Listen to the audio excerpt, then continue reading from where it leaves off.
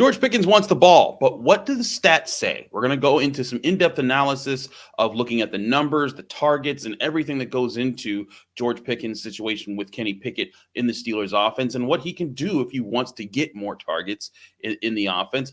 Also, we talk about the defense with Myles Jack and lots more right here on the North Shore Drive podcast of the Pittsburgh Post-Gazette. I'm Chris Carter, joined today by Adam Bittner. It's going to be a fun show. Let's get into it.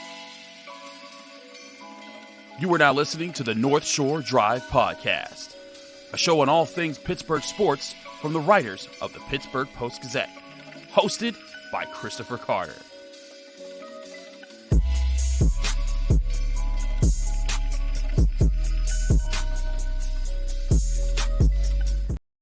And welcome to the North Shore Drive Podcast. I'm your host, Chris Carter, here with my guest and friend, Adam Bittner. We are both of the Pittsburgh Post-Gazette, and we're breaking things down for you on the Wednesday edition of the show. As always, you can find the show on Apple, Spotify, Google Podcasts, and especially on YouTube. If you see this video on YouTube, like the video and subscribe to the YouTube channel here of all the Pittsburgh Post-Gazette sports content. Got stuff coming out for you basically daily here. This show, though, Monday, Wednesday, and Friday. And today's episode is brought to you by the Acrisure Fan Advantage. The Acrisure Fan Advantage has the power to project one of our Post-Gazette Steelers beat writers, or yours truly, because I'm on this week, onto your home or office. By using augmented reality, you can get exclusive pregame breakdowns from a Steeler expert standing right in your living room. Get the latest insights on starting lineups, key matchups, and critical stats at post-gazette.com/Acrisure Fan Advantage. No apps or downloads, just insider access to Steelers updates at post-gazette.com/Acrisure Fan Advantage and get a real edge on this week's action.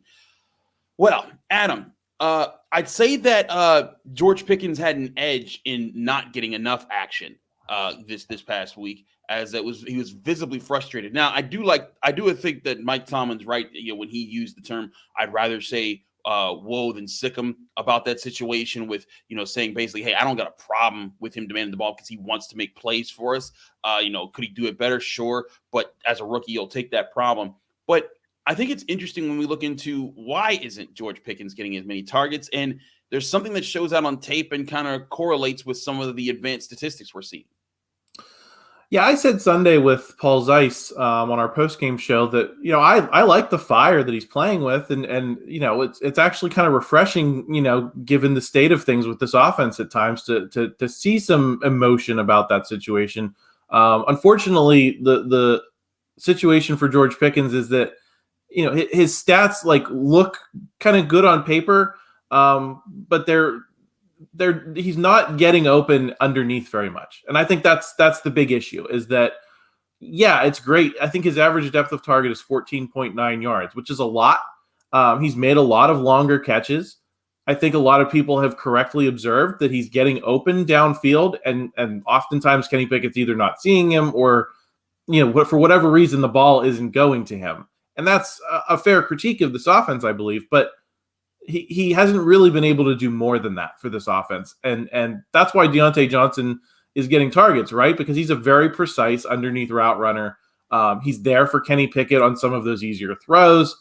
And it's natural to kind of look that direction, even though, we've talked on this show, I think last week, about where Diontae Johnson's falling short as well. But, it just, his statistical profile suggests he's just kind of a deep threat right now, and he's not bringing a whole lot else to the table for Kenny Pickett. And I think for him to be the receiver that people want him to be, he's going to have to figure out how to not make a 20-yard catch, how to make a 5-yard catch that he can turn into an 8-yard catch, make more of those plays if he's going to be more productive.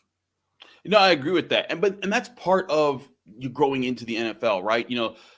I think Diontae Johnson, he was quick, but he needed to polish his game when he got to the Steelers to be a sharper route runner so that he could get open in shorter routes because he could get separation. And George Pickens, he can get separation. We've seen that. He has the speed. He has the burst to get away from people and to create bigger passing windows. But doing that in shorter spaces when guys are trying to take away the overtop from you, that's not as easy to do in the NFL. It takes a little bit of, craftiness. It takes some more work and polish into your game, learning how to set up other, certain routes off of other routes, faking certain different directions and, using the threat of his deep playability to set up a different route.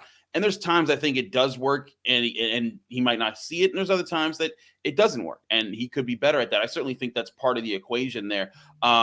But I also think this is part of the natural maturation. I don't think it's too bad of a problem or anything. The Steelers need a deep threat. They need a guy who can go down the field and Kenny Pickett can feel comfortable throwing it deep to. And he's made a few of those plays. When targeted deep down the middle, it's only happened one time, but he got 27 yards out of it. And he's caught 4 of 8 on the when he outside the left. But deep passing, you look at I know you're big on PFF grades. 96.5 is his deep passing grade, but when you bring it down to short passes before 10 yards, it's 81.3. So still not bad, but not as high a rate. And again, when I'm looking at these numbers, he's been targeted 21 times on passes of 20 air yards or more, 16 times in the medium range of between 10 and 19, 24 times in the short position. And even though he's catching, it's crazy. He's catching 47% of his passes on deep balls, but only 37% of his passes on those medium passes. Yeah, and I think he has 62 targets overall at an average depth of target of 14.9 yards. I mean, that's 5 targets a game with you running a lot of deep routes. That's a lot of targets at that range. The problem is, I think people want to see George Pickens getting targeted 10 times a game, and I don't think that's wrong per se. But I think it's hard to do that if you can't do more stuff underneath, and that's the problem. It's not that he's not good at the things that he's good at, and yeah, I mean, I'm not upset with him. I just think there's been a calcifying narrative on social media, particularly where everyone just agrees that George Pickens is open and Kenny Pickett's not finding him, and that's part of this offense being a mess.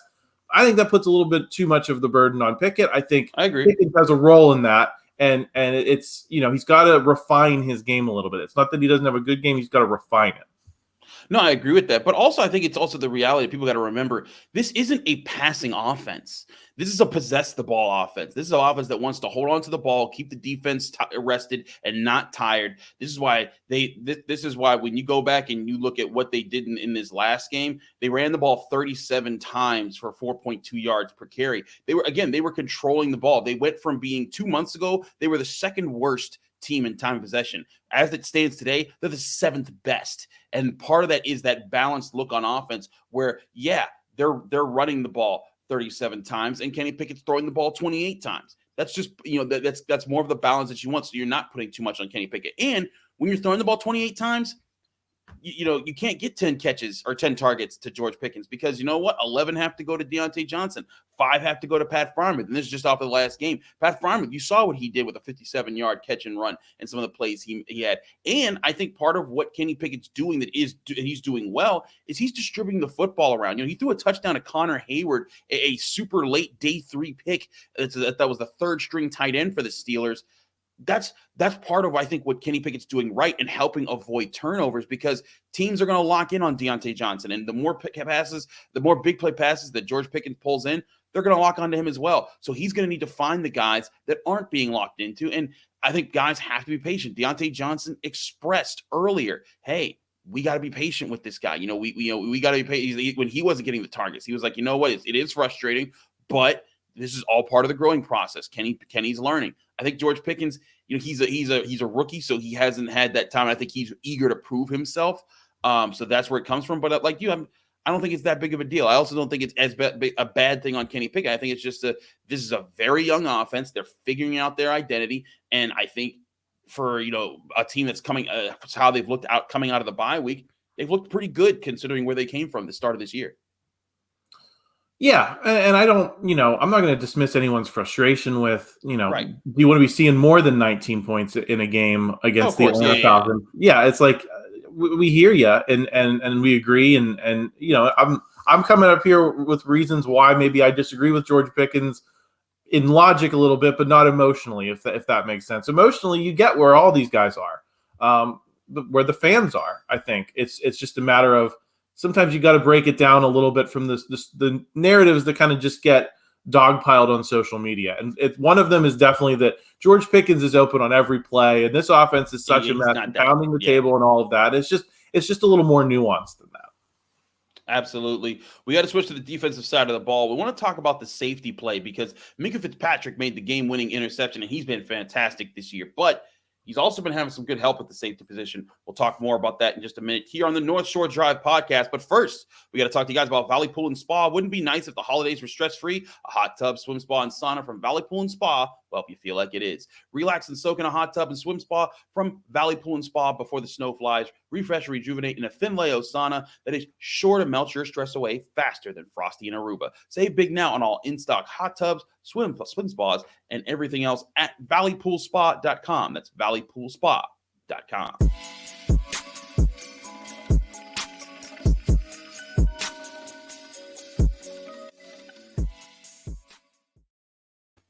Back here on the North Shore Drive podcast, I'm Chris Carter. He's Adam Bittner. We are of the Pittsburgh Post-Gazette, and we're breaking things down about your Pittsburgh Steelers. Let's switch to the defensive side of the ball because Minkah Fitzpatrick is maybe he's maybe the best safety in the league. And I think it's a pretty strong argument to say that he is. He's been a two-time first-team All-Pro. I think he's put himself into the conversation to have his third first-team All-Pro at the position.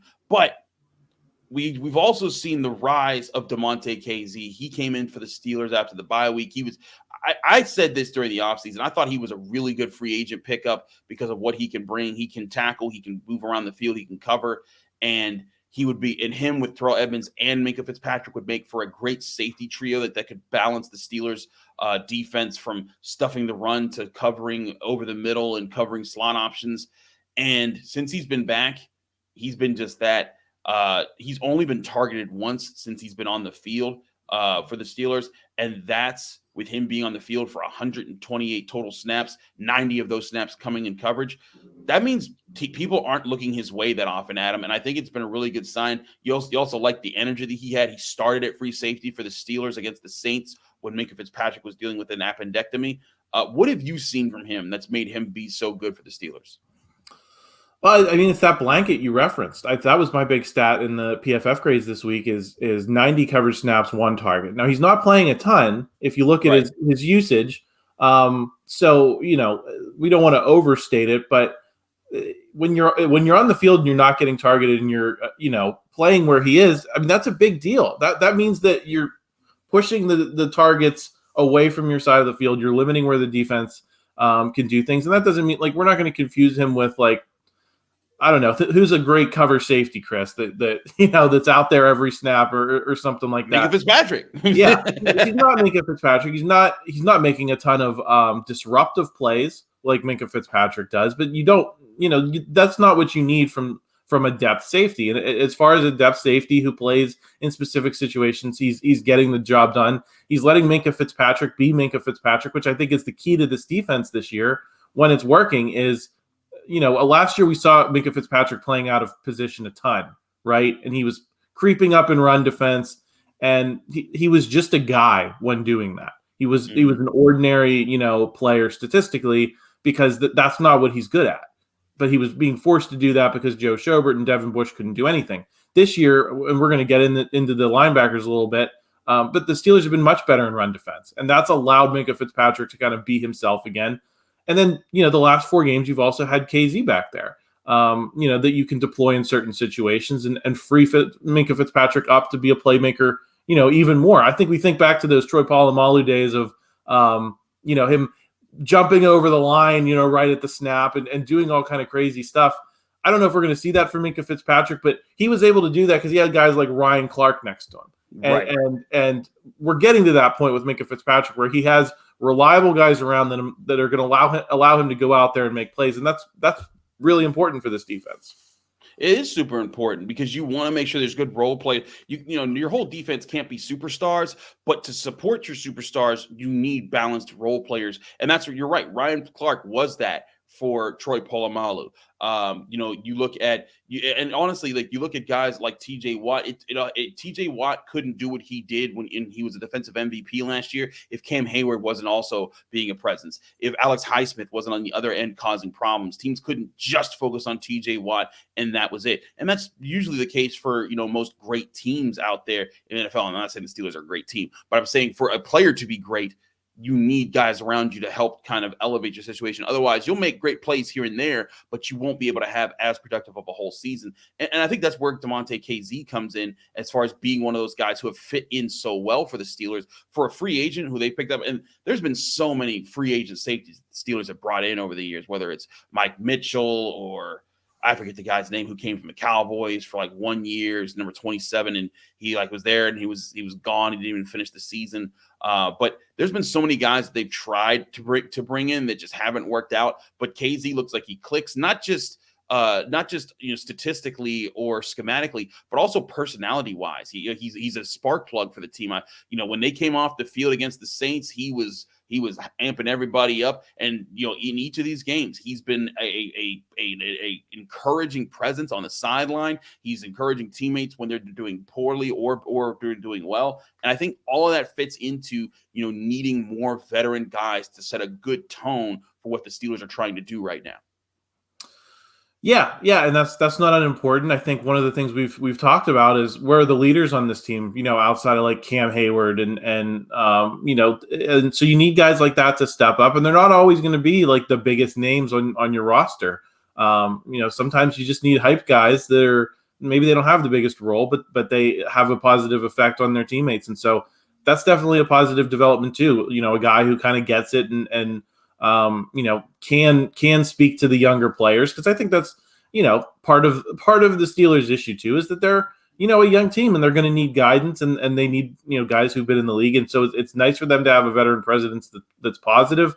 I'm not going to say Kazee necessarily after 5 games is like Mr. Steeler or anything in terms of organizationally, but sometimes if you have an innate sense of the way things should go in a locker room, it can make a big difference. And we've seen issues and even with like names like Ben Roethlisberger and Cam Hayward on the roster, Chase Claypool with the music last year. So it's good to have more positive influences in there.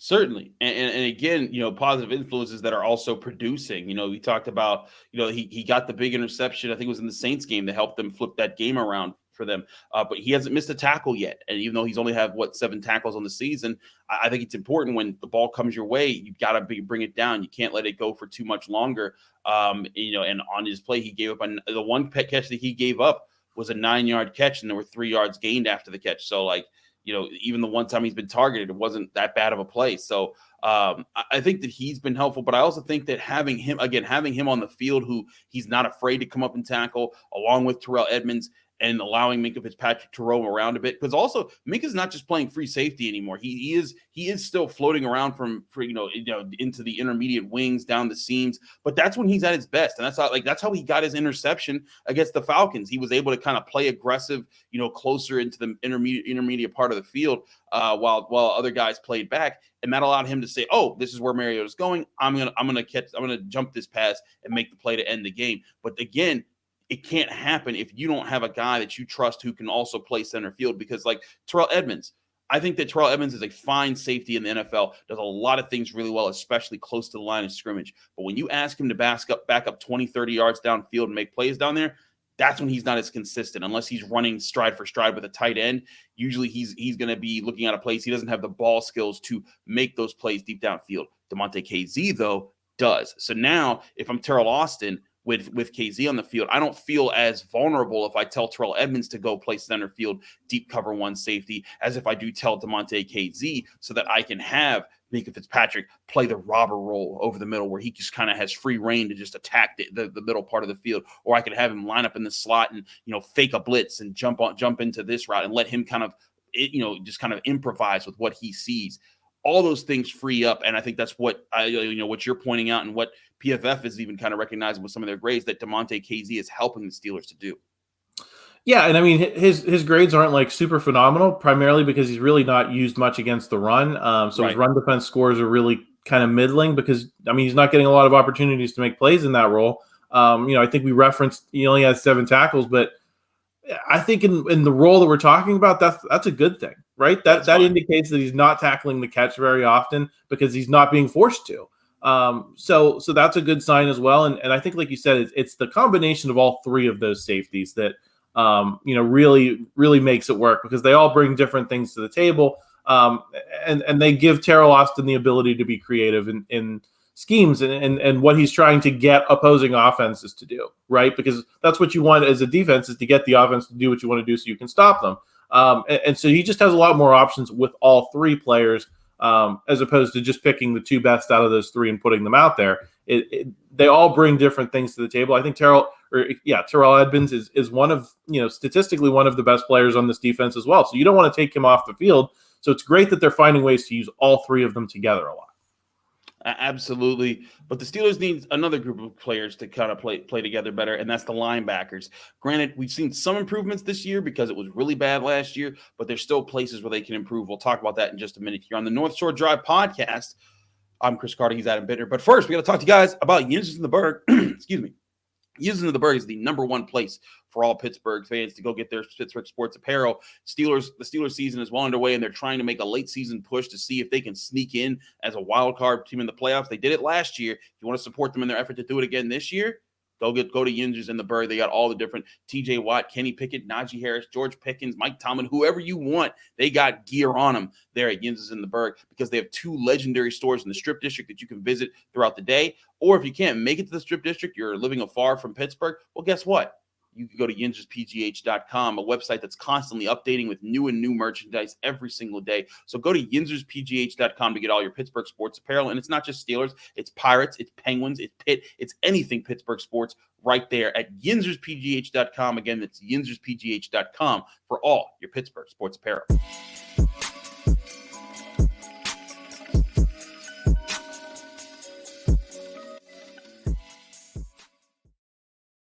Back here on the North Shore Drive podcast, I'm Chris Carter. He's Adam Bittner. Adam, let's talk about Myles Jack and the Steelers linebackers. And I should say Devin Bush and the Steelers linebackers because he's been the better of the group that's been making it happen out there. And Devin Bush hasn't been elite. I still say he's not living up to the 10th overall pick that they traded up to get him with. But he's been an asset. He's been more physical in the run game. He's been checking offensive linemen. He's been playing his gap really well. The guy that hasn't been playing that well over the past, I'd say, month and a half or so has been Myles Jack, the veteran they brought in from, who got cut from the Jaguars. Myles Jack started really well and then kind of faded throughout the year. He hasn't been as good in the run game the past month or so, and he's been a guy that offenses have looked to throw at. And I think it's been a problem that the Steelers have had to kind of try to mitigate this season. Yeah, the coverage has been really rough. I have the stats here. Let me pull them up because I put that in my PFF grades this week. He's allowed in the last 4 games, he's allowed 16 catches on 18 targets for 197 yards.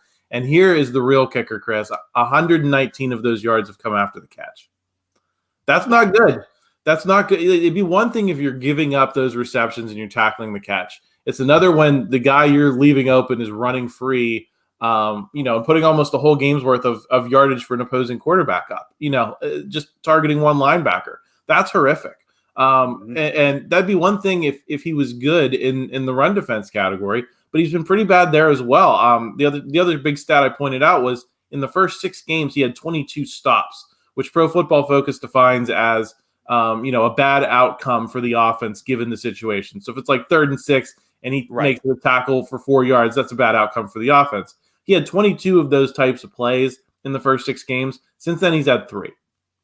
So you combine the fact that he's not making those plays with the fact that he's, been pretty bad in coverage and you're getting into some pretty bad territory there, compared to Devin Bush, who I agree, Devin Bush hasn't been a superstar, but he's been better. Certainly better than a player, any player they had at that position last year, which includes himself. He's been better, but Myles Jack is starting to kind of cancel that out a little bit. They need him to step up. No, I agree. They need him to step up. It likens itself to John Bostic in 2018. The Steelers brought in John Bostic the year after Ryan Shazier was paralyzed and his career was ended. And then they couldn't get anybody in the NFL draft because all the good linebackers were taken before they could pick. So they went and signed John Bostic, and they brought him in. And John Bostic in the first 6 to 8 games of the season was fine. Stuffed the run, was an asset to the defense. I remember when Pro Bowl voting was open for the first few weeks, he was the leading linebacker vote getter, which I was like, okay, that's ridiculous. But as the season went on, teams adjusted and realized, oh, wait, he can't cover in the pass game. Let's attack him this way. Let's spread him out. Let's force him to run wide out in space to go make tackles. And then that's when he was a little more exposed, and the Steelers were like, well, we tried. Thanks, John, for your efforts. I think Myles Jack is going through a similar challenge right now. I'll say he's better than what John Bostic was then, because he is helping. I also think that there's something else that he's brought to the Steelers, and it's an intangible thing that you won't be able to necessarily compute with a statistic, but I think he's helped with the maturity of Devin Bush. I think that he's helped settle Devin Bush into his position. Devin Bush during training camp did mention how Myles was helping him, and Myles, I think did take him under his wing a bit, and that's helped Devin Bush be about the details. Because Myles Jack's problem isn't the details. I think that he's just being put in some spots where he's just not fast enough to make those plays. But still, I think that he's still a player that you want on the Steelers roster right now. And a player that I think that they should still be looking to get more from. But certainly he's underperforming what your hopes were for him this season. Yeah, and I think that's, for me, the frustration is that they just can't find two guys to be consistent there. And I think that's the real key is, no, you don't need them to be superstars. I think we know who Devin Bush is. I mean, he's probably not coming back next. Well, I mean, we'll see. He's played well enough that you could see the Steelers extending him, I think, at this point. It depends what he's asking for. But anyway, the point is they've been looking for two guys to be consistent there for years. And, it seems like there's always one guy who's kind of playing well and one guy who's not. And I would say the reverse was kind of true early in the season. The Myles Jack was putting up the better numbers, and Devin Bush was still showing some of those signs of struggles, from last season. And now the roles have kind of reversed a bit. So it's just been hard for them to get two guys on the same page. Well, not even on the same page, but just consistently performing in the middle of that defense. I think if they could get Myles Jack playing that way by the end of the season, that would make life a lot tougher on opponents because they can't just pick on one of them. I agree. And that's the whole thing. And to me, that's been a big part of the best Steelers teams. You think back to when Ryan Shazier and Vince Williams were playing. Vince Williams wasn't a phenomenal linebacker, but he was a solid one next to a phenomenal linebacker. And when those two guys were there, you couldn't just pick on the linebacker position, and it solidified the defense up the middle. You go back to the mid to late 2000s defense. Larry Foote, Lawrence Timmons, and James Ferrier. Those guys were such an asset to each other, and you couldn't pick at that group. And then of course back to the 70s, you got Jack Lambert, and you got those guys with Jack Hammond and the off-ball guys there. It's always been a key to the best Steelers teams that they have really good linebackers. I do think this shows that they may probably need to still invest into the position, which kind of stinks as far as a development point. You were hoping that Myles Jack and Devin Bush could probably hold you down as a pair for another year or two. And maybe you're looking at, you sign Devin Bush if he'll come back for a reasonable contract, and then draft a guy, even though you want to be drafting probably more offensive linemen and defensive linemen right now. But still, I think as far as how it's been for them lately, I mean, they could use a better third option than Robert Spillane. I think that he's fine against the run, but as soon as the Saints, I could see them even in that game. As soon as Robert Spillane was on the field, Andy Dalton would just look at Alvin Kamara and just say, go to the slot. And that was what where were they going to go after. The Steelers were able to mitigate that, but you can't every week. We saw that against the Bengals when they were playing. They were just like, hey, we're just going to go after whichever one of those guys is covering Samaje Perine. And that's how they got 3 touchdowns out of a backup running back. Yeah, and I think that's the issue with Robert Spillane is that he's no asset in coverage either. So you have two guys that can't really cover, and you're at that means you're asking a lot of Devin Bush as well. Because he's going to have to make plays that sometimes he may not be equipped to. So I think they got to find a guy who can cover, and not crazy. Again, it doesn't have to be elite, but just someone who cannot get picked on the way that Myles Jack has been in recent weeks. Because, again, those stats are crazy, especially the yards after the catch. That's, to me, the biggest problem. It's one thing if you're giving up the catches. It's another let your guy, to be beaten so badly that the guy is racking up yards as he's running downfield. And it's not like it all happened on one play either. I mean, it's 40 yards one game, 60 yards another game. It's a consistent theme that adds up to that big number. No, I agree, and like you said, I don't think they need an elite player like Ryan Shazier, but like his last 2.5 years with the Steelers, he was an elite player. The things that he was doing was ridiculous on tape. And there's guys out there, the Steelers don't need a guy to be Fred Warner, though that would be nice for the Niners because what he does is just ridiculous. But if they could get a guy who could be consistent, and again, two guys who that if you assign them in coverage, they're not a liability, and they can also help against the run. I think they'll be in such a better position. It's funny. I think Terrell Edmonds, his brother Tremaine Edmonds, would be a very interesting fit for the team if he were to hit free agency like he's scheduled to do from the Buffalo Bills this year, because they're going to have some tough questions about who they want to pay moving forward. But I think it'll be interesting to see what kind of moves the Steelers make after the season, if they want to beef up this linebacker room or stay with the status quo and invest elsewhere.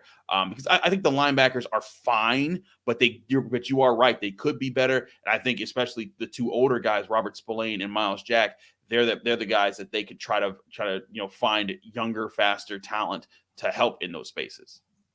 It's going to be an interesting offseason because I don't think it's like obviously Ben Roethlisberger retires. You're looking at that as the glaring need. Najee Harris was the glaring need at running back that year. I can talk myself into there being glaring needs a lot of places on this team. And they're going to have money to spend, I think is the point that we have to keep making too, is, because of Kenny Pickett's contract, because you're not paying as much money to Ben Roethlisberger, this is going to be the first offseason where you can really kind of shape, your spending around having that much smaller cap hit at quarterback. And so what are they going to be able to find in free agency versus what they're going to find in the draft? It's going to be a challenge, and I'm kind of excited to cover it with you, Chris, to see the decisions they make. But I think this linebacker conversation kind of just underscores that point. If you can really do anything with this team right now and, get some important boosts.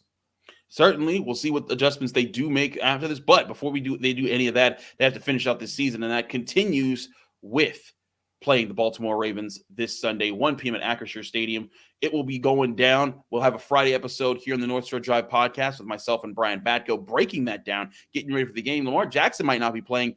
Is that an automatic win for the Steelers? Not yet, but there are things that they can do to put themselves in a good position to be all of a sudden one game behind being at 500. Crazy thing to think about when you go back to where they were 3-7.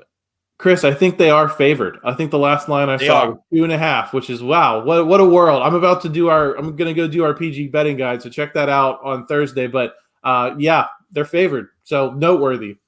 Absolutely. Crazy stuff going on. Lots of sports news in Pittsburgh to check us out with the Pittsburgh Post-Gazette. You've got the Pirates getting the first overall pick from Jason Mackey. They're going to be all over that in our baseball talk. Also, the Penguins trying to fight through. They had a big win against Columbus, the Blue Jackets, but also Pitt has a lot of things going on right now. Basketball really has been really playing better. You got the men's soccer team in the College Cup Final Four. You also have women's volleyball. They're playing very well. I wrote a big piece about them on Wednesday morning. Go check that out in the Post-Gazette. They play Florida Thursday, and if they win that, they go to the Elite Eight, and most likely they'll face either Penn State or Wisconsin at that level. It's going to be really interesting to see how that plays out. But again, you can find this show, the North Shore Drive Podcast, Monday, Wednesday, Friday, here on the Pittsburgh Post-Gazette's channels on Apple, Spotify, Google Podcasts, and anywhere podcasts are hosted, but especially on YouTube. Like the video if you saw it. Subscribe to this channel to get all of our daily episodes and content. We'll be back Friday with more on the North Shore Drive Podcast. Thanks for tuning in to another episode of the North Shore Drive Podcast of the Pittsburgh Post-Gazette. If you're watching this video on YouTube, please like the video and subscribe to our YouTube channel. For 6 months of digital access to post-gazette.com for just $6, click the link down below in the description.